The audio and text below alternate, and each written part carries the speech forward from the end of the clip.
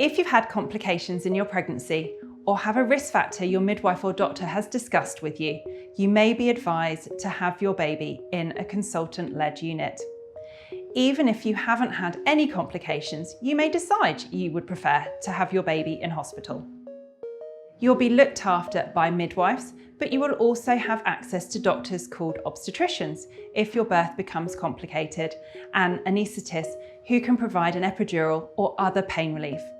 An epidural is an anaesthetic that numbs the lower half of your body. You can only receive an epidural in a consultant-led unit.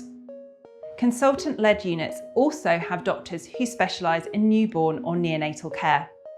Some obstetric units have birthing pools, so you may be able to use water in your labour depending on the type of pregnancy you've had. People who give birth in a consultant-led unit are more likely to have interventions such as a forceps, Von-Teuse or caesarean birth. Here's a list of what you might like to bring. Your maternity notes and birth plan, a TENS machine if you would like one, a comfy loose outfit for labour that you can move around in. A bigger nightie or a t-shirt is perfect. A fan or water spray to cool you down. Healthy snacks and drinks for you and your support partner.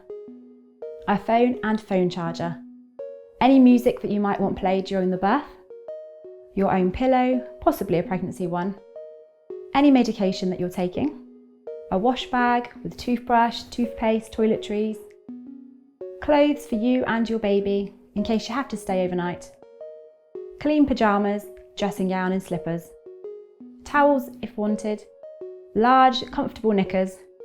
Maternity pads, nursing bras and breast pads if you're planning on breastfeeding. Nappies for your baby. Cotton wool balls or pads. And a car seat. In the early stages of labour, you may want to have a warm bath or a shower, take some paracetamol and try to rest.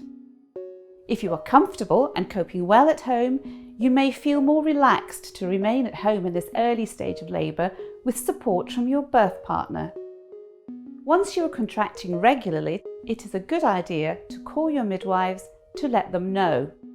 Your midwives will discuss with you when it's best to come to hospital.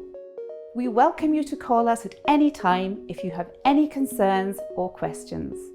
When you arrive at the consultant-led unit, you will usually be taken to a birth room and you will be offered an antenatal check and to discuss your birth preferences. After this, you'll be offered a vaginal examination as part of the assessment to see if you're in active labour.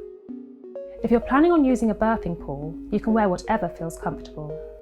As part of the care that the midwives are providing for you, they will offer to listen to your baby's heart rate, which helps to provide information of your baby's well-being, and they will also check your pulse and blood pressure and temperature regularly to ensure that you are well. Your midwife will encourage you to move around in labour in different positions that are comfortable for you, because being mobile in labour helps the baby to move into the right position for birth.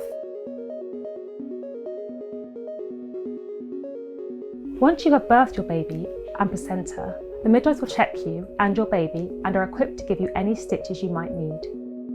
If required, you may need to go to theatre to have these stitches. If you have an uncomplicated birth, you'll be able to relax in the same room where you gave birth and cuddle your baby skin to skin. You might feel ready to go home as soon as 2 to 3 hours after birth, but if you need or want to stay longer, then you will most likely be moved to a postnatal ward. Whether you plan to breastfeed or formula feed, the midwives will help you with your baby's first feed if you need it.